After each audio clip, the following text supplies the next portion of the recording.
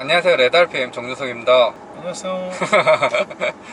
오늘은 현대자동차에 지금 몸담고 있지 않지만 연구소에도 있었고 마케팅 팀에서 했던 저랑 좀 친한 동생하고 2차 같이 한번 이야기 해보려고 시간 마련했는데요. 이번 차량은 산타페 하이브리드. 맞습니다. 먼저 가솔린하고 디젤 모델 출시가 됐었고, 그 다음에 이번에 하이브리드 모델이 추가가 된 건데, 원래는 이전에 나왔어야 됩니다. 이 하이브리드 모델이 현대차인 소렌토에 이 하이브리드 시스템이 반영이 됐었기 때문에 그 이후에 이제 산타페도 페이스리프트 되면서 그 하이브리드 시스템을 가져오려고는 했는데, 다 아시다시피 연비 관련해서 기준을 충족을 못해서 친환경차 인증을 못 받았습니다. 소렌토는 그 이후에도 그냥 판매를 했지만 산타페는 아예 판매를 안 하다가 이번에 7월 1일자로 그게 개정이 됐어요.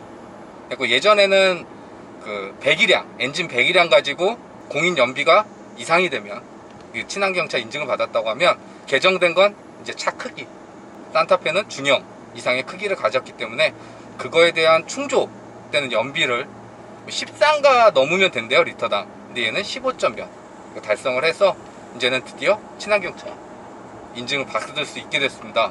그래서 출시한 게 산타페 하이브리드. 그러니까 디자인적으로나 뭐 이런 것들에 대한 호불호도 있었지만, 소렌토가 그 하이브리드 모델이 판매량이 꽤 높았어요.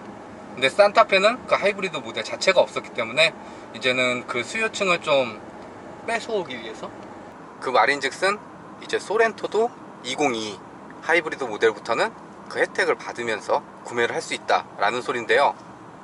그러니까 산타페나 소렌토 두 차량 모두 하이브리드 모델을 혜택 받으면서 정상적으로 구매를 할 수가 있기 때문에 판매량이 어떨지 지켜보는 것도 꽤 재밌지 않을까.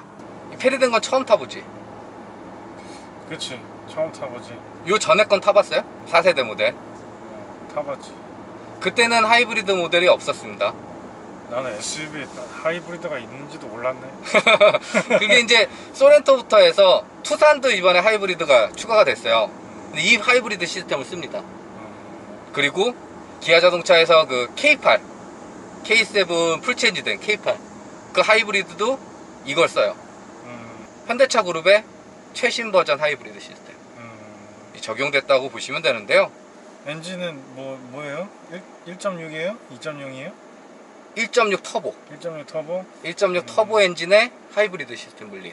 그래서 엔진만 가진 출력만 보면 최고 출력이 180마력이에요. 그리고 전기 모터랑 합산하면 230마력. 근데 이 하이브리드 시스템에 가진 장점이 뭐냐면, 어쨌든 주 동력어는 엔진이잖아요. 거기에 전기 모터가 보조를 해주는, 서포트 해주는 그 방식이 하이브리드 시스템인데, 엔진 자체가 가진 힘이 부족하지가 않습니다. 그러니까 이전에 뭐 2.0 N8 엔진하고 맞물려서 이렇게 하이브리드 시스템 구성했던 거하고는 엔진 스스로 갖는 힘이 좋기 때문에 전기 모터가 굳이 개입을 안 하더라도 꽤 잘 나가요, 차 자체가. 그래서 이전에 하이브리드 모델이라고 하면은 좀 연비 위주로 해서 좀 주행할 때 답답하거나 그런 느낌들이 있었잖아요. 얘는 그런 게 없습니다. 잘 나가고, 무엇보다도 정차에서 출발할 때, 그러니까 가장 힘이 많이 필요할 때, 이때 전기 모터가 스르륵 개입되면서 보조를 해주기 때문에 좀 더 고급스러운, 부드러운 주행이 이루어지는 부분이 하이브리드 시스템을 가진 장점을 가장 잘 보여주는 대목이라고 볼 수 있는데요. 거기다가 예전에는 이렇게 저속 구간, 그러니까 현재처럼 가다서다가 반복돼갖고 멈춰섰다가 다시 재출발, 가속화하고 할 때만 EV 모드가 활성이 됐었어요. 자, 그럼 여기서 EV 모드는 뭐냐? 엔진 없이 전기로만 가는 건가요? 그렇죠. 엔진은 꺼두고 전기만. 그러니까 저속에서 배터리가 부족하지만 않다고 하면 거의 대부분의 EV 모드로 주행이 이루어집니다. 그러면은 엔진을 사용을 안 하니까 기름을 안 쓰죠. 그러면 연비는 좋아질 수밖에 없죠. 그러다가 여기서 힘을 더 원하면 이때 이제 엔진을 다시 깨우게 됩니다.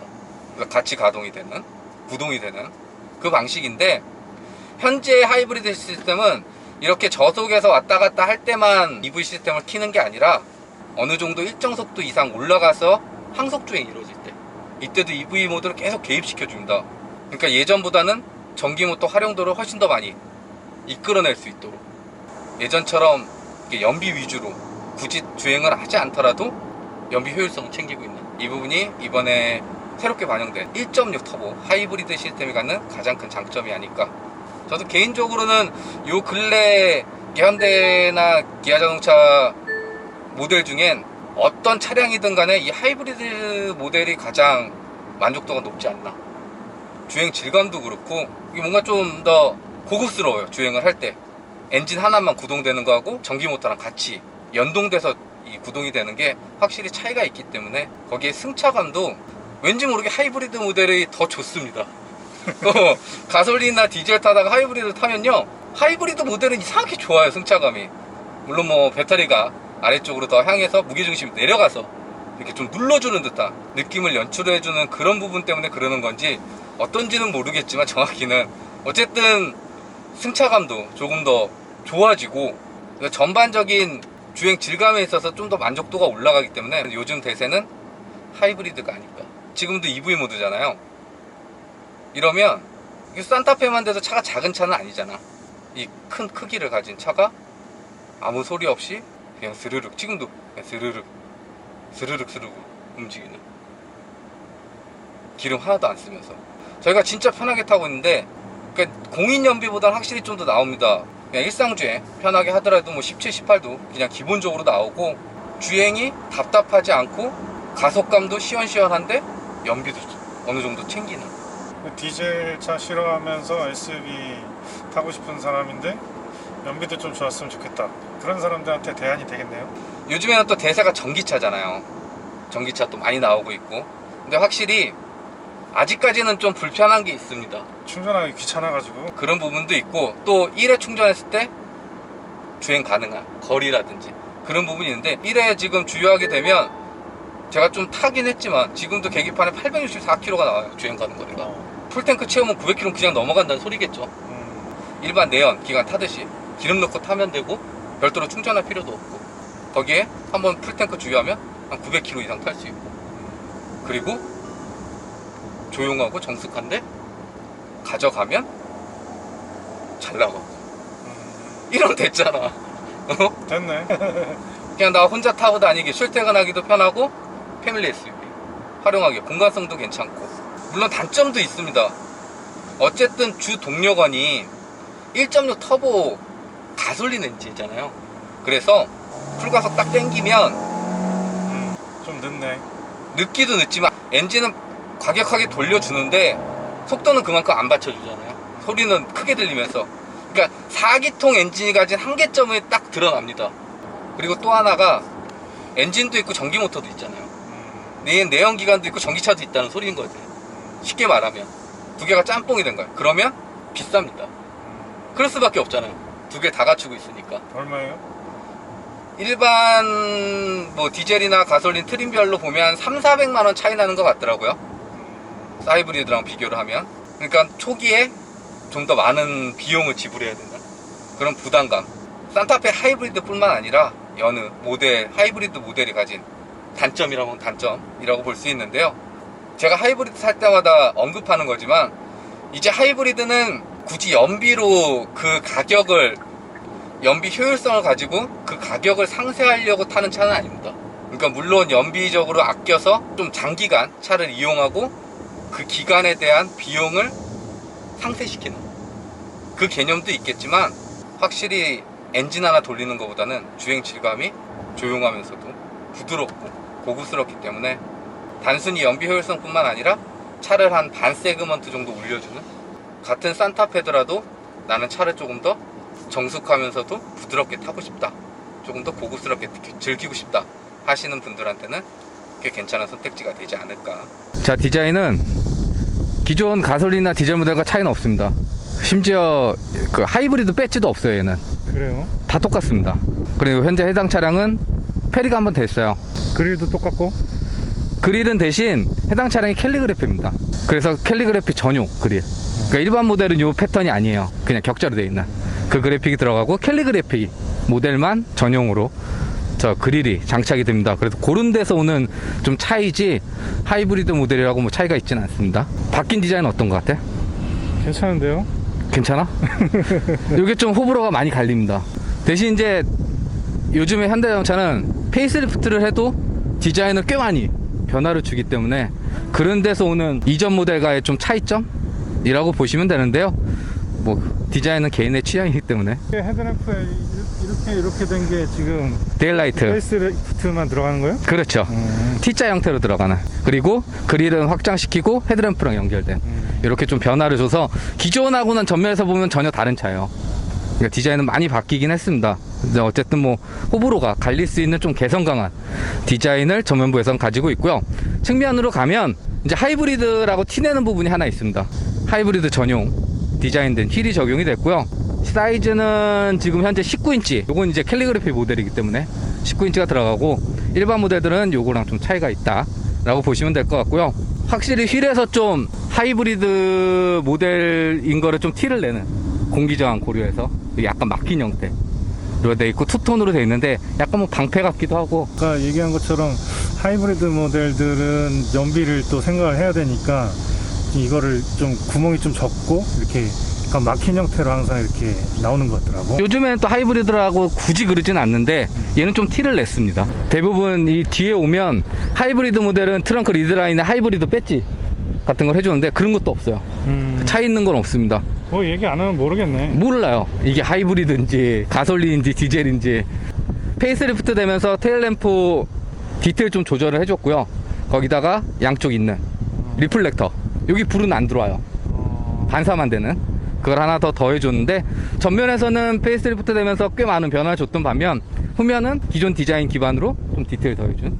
방향지등은 밑에 있습니다. 아, 그렇구나. 이게 좀 불편하긴 해요.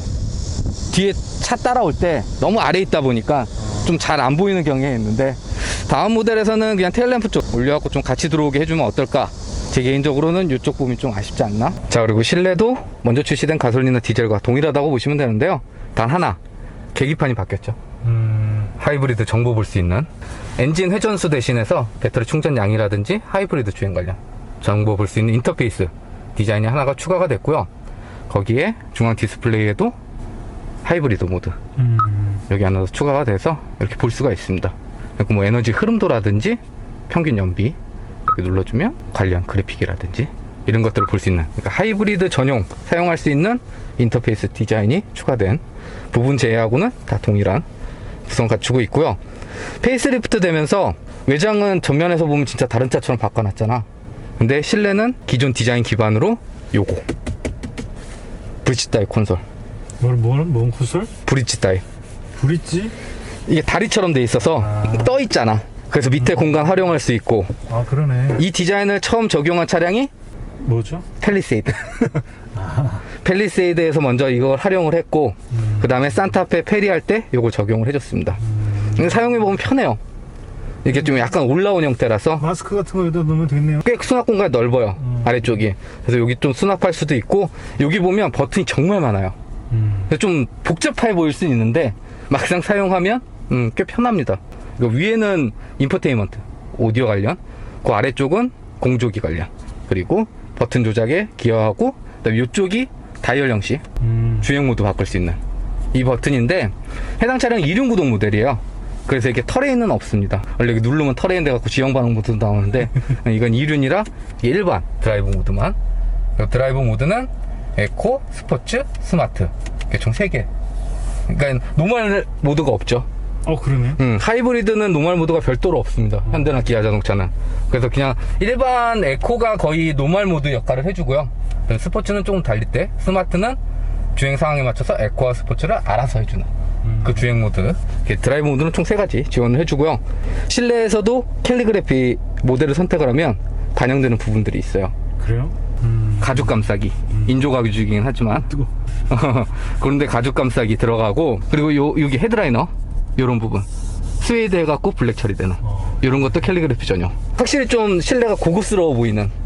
그리고 시트가 컬팅 라인 이렇게 돼서 시트 재질도 나파 가죽 적용해서 좋고, 요게 이제 캘리그래피 전용. 또 하나가 전자식 계기판 12.3인치.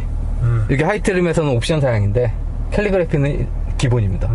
그러니까 현재 보고 있는 거의 모든 거는 그냥 캘리그래피 사면 별도로 옵션 몇 가지 뭐 빌트인이나 이런 것들은 추가가 해야 되겠지만 거의 다 누릴 수 있는.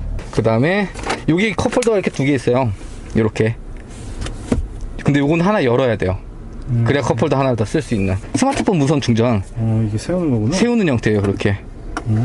그래서 이게 괜찮은 게 그냥 이렇게 가서 이렇게 놓잖아요. 요즘 대부분. 그리고 얘가 흔들려서 안 될 때도 있거든. 근데 얘는 딱 잡아줍니다. 이렇게.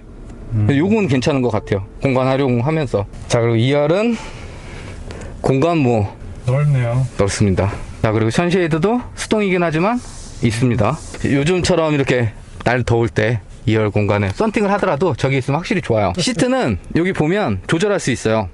그래요? 밑으로 레버 있습니다. 수동이긴 하지만 앞뒤로 이동 가능하고요. 등받이 각도도 됩니다. 뭐지?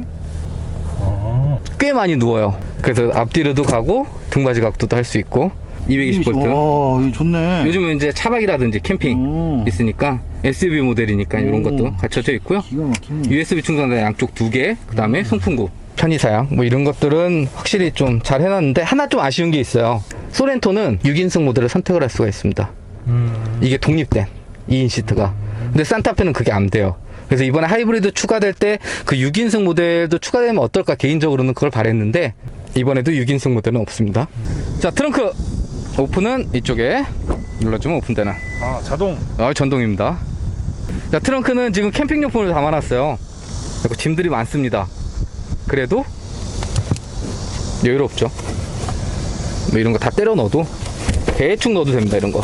그래도 뭐 거기 뭐 아울렛하고 그 옆에 거는 이제 2열 시트 접는 거 그런 버튼들 마련되어 있어서 해당 차량 5인승 모델이라 3열에 시트가 있진 않지만 그로 인해서 2열이든 트렁크 공간 좀 더 넓게 활용할 수 있고 이 안쪽에도 숨길 수 있는 공간들 마련되어 있어서 실내 공간도 그렇지만 트렁크 공간도 패밀리 SUV 그리고 요즘 유행하는 차박이라든지 뭐 캠핑하기에 부족함 없는 공간을 갖추고 있다고 보시면 될 것 같고요.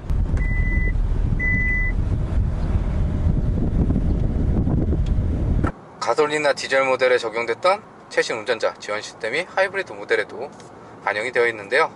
먼저 여기 핸들 모양된 이 버튼 눌러주면 계기판에 이렇게 핸들 아이콘 활성화되고 그러면 핸들 잡고 있지 않아도 차선과 차선 인식해서 차선 중앙 잡고 핸들 조향해주는 차선 유지 어시스트 기능을 사용을 할 수가 있고요.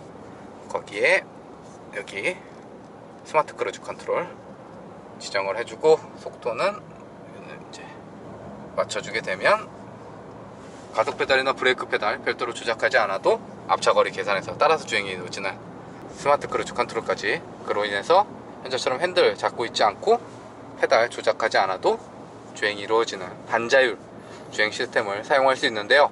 산타페에 적용된 스마트 크루즈 컨트롤은 앞차가 멈추면 같이 멈추고 재출발하면 따라서 주행이 이루어지는 스탑앤고 기능이 반영이 되어 있고요. HDA 하이웨이 드라이브 어시스트 기능도 이제는 고속도로 뿐만 아니라 자동차 전용 도로까지 그 기능이 확장된 구성을 갖추고 있습니다. 거기에 핸들을 조향해주는 차선 유지 어시스트도 속도와 상관없이 핸들을 조향해주는 기능이 적용이 되어 있는데요. 이와 같은 최신의 운전자 지원 시스템은 장거리 주행 시 피로도를 줄여주는 역할도 해주지만 가다 서다가 반복되는 일상 도심 주행에서 보다 안전한 주행에 더 많은 도움을 주는 기능이기 때문에 산타페에 적용된 다양한 편의 사양 중 꽤 돋보이는 요소가 되어주지 않을까 여겨지고요. 자, 그리고 연비 총 주행거리는 285km 주행을 했고요. 연비는 트림상 리터당 17.3 표기가 됐습니다. 그럼 남은 주유량 가지고 이동할 수 있는 거리가 622km 표기가 되니까 1회 풀탱크 주유했을 시 대략 한 900km 정도 이동할 수 있는 연비를 보여줬다 라고 참고하시면 괜찮을 것 같고요. 자, 여기까지 디젤 가솔린에 이어서 신규 라인업을 추가해준 산타페 하이브리드 만나봤고요. 영상 재밌게 보셨다면 좋아요, 구독 눌러주시고 이상 저는 레드RPM이었습니다. 안녕히 가세요. 계세요지. 안녕히 계세요. 어딜 가.